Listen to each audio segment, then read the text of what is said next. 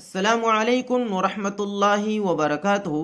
الحمدللہ رب العالمین والصلاة والسلام علی سید الانبیاء والمرسلین، اما بعد۔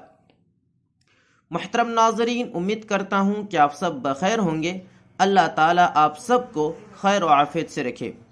محترم ناظرین، جیسا کہ حضرت یوسف علیہ السلام کے قصے کے 14 لیسن ہم نے کمپلیٹ کر لیے تھے، اور آج ہم انشاءاللہ اس کا 15واں لیسن پڑھیں گے، جس کا نام ہے یوسف یسألو۔ یوسف علیہ السلام مطالبہ کرتے ہیں یا سوال کرتے ہیں التفتیشہ، تفتیش کرنے کا۔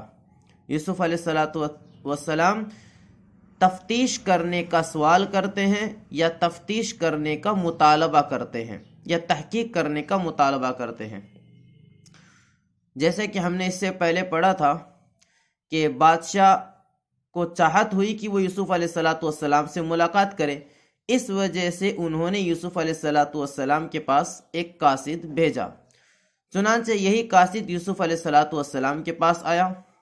وَلَمَّا جَاءَ الرَّسُولُ، اور جب قاصد آیا، الرسول کے معنی قاصد، جو خط لے کر آتا ہے، تو بادشاہ کا خط لے کر یہ قاصد الی یوسف، یوسف علیہ السلام کے پاس آیا۔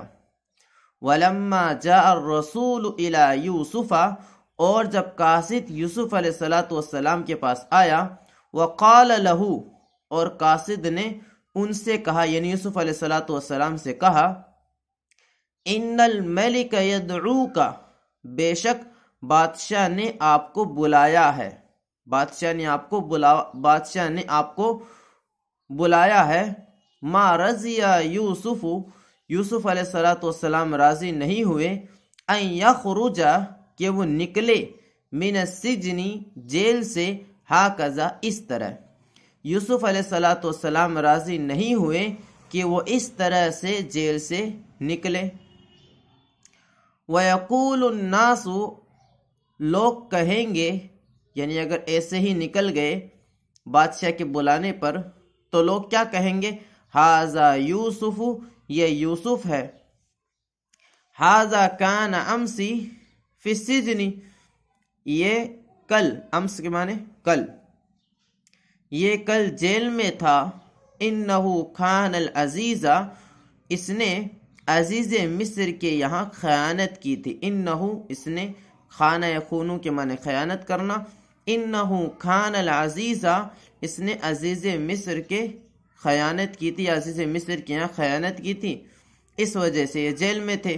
اور آج اگر اسی طرح سے نکل آئیں گے تو لوگ اس طرح کی باتیں کہیں گے کہ یہ وہی یوسف ہے جس نے عزیز مصر کے یہاں خیانت کی۔ تو اس طرح سے نکلنے کو یوسف علیہ السلام نے پسند نہیں کیا کہ وہ اسی طرح سے نکل جائے۔ ان یوسف کان کبیر النفس، بے شک یوسف علیہ السلام یہ خوددار شخص تھے، ابین، انکار کرنے والے تھے۔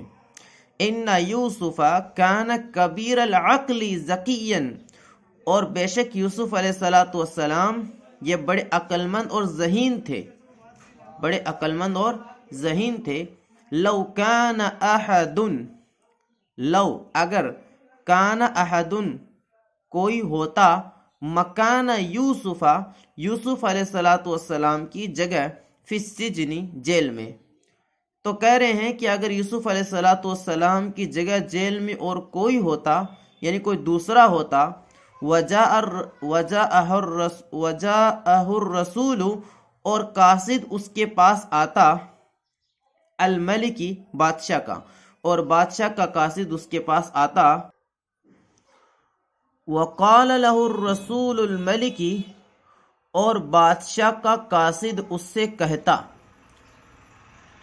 اور بادشاہ کا قاصد اس سے کہتا، ان الملک یدعوک، کہ بے شک بادشاہ نے آپ کو بلایا ہے، وینتظرک، اور وہ آپ کا انتظار کر رہے ہیں، لاسرع ھذا الرجل الی باب السجن، تو یہ شخص جلدی کرتا جیل کے دروازے کی طرف، وخرج، اور نکلتا۔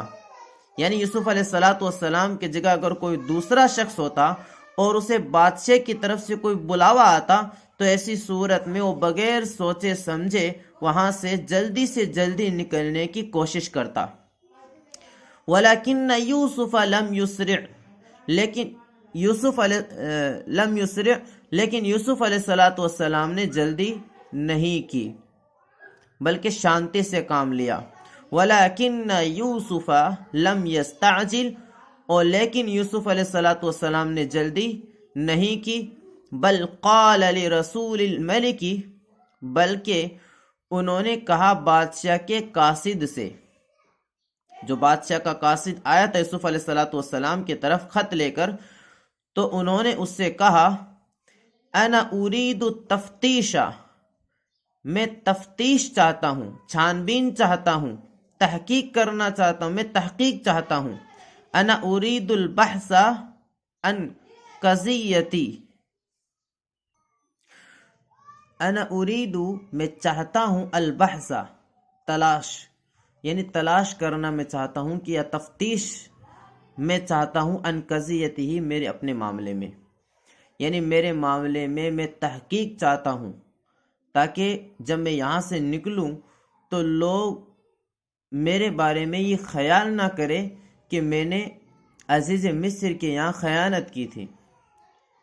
وَسَأَلَ الْمَلِكُ بادشاہ نے پوچھا یا بادشاہ نے سوال کیا ان یوسف علیہ السلام کے سلسلے میں، یا بادشاہ نے یوسف علیہ السلام کے تعلق سے چھان بین کی، مطالبہ کیا لوگوں سے.